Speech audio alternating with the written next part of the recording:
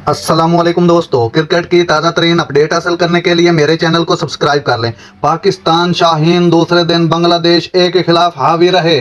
पाकिस्तान शाहीन्स ने मोहम्मद हुरैरा की नाकाबिले शिकस्त डबल सेंचुरी और कामरान गुलाम की नाकाबिले शिकस्त सेंचुरी की बदौलत बांग्लादेश ए के खिलाफ अपने 4 रोजा मैच के दूसरे दिन भी शानदार कारकर्दगी का सिलसिला जारी रखा। 2 विकेटों के नुकसान पर 375 के जबरदस्त स्कोर के साथ पहले दिन के इख्तिताम के बाद हुरैरा और गुलाम ने एक मजबूत बैटिंग का स्टैंड फराहम किया।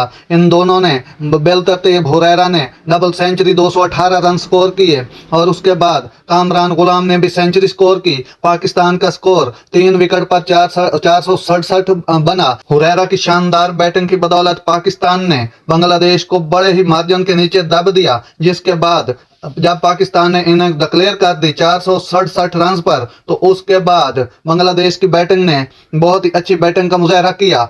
आज दूसरे दिन के इख्तिताम पर 264 स्कोर 4 विकेटों के नुकसान पर बना लिए हैं। 2 दिन का खेल मुकम्मल हो चुका है। आपकी यही डिटेल है। मिलते हैं नेक्स्ट वीडियो में। अल्लाह हाफिज।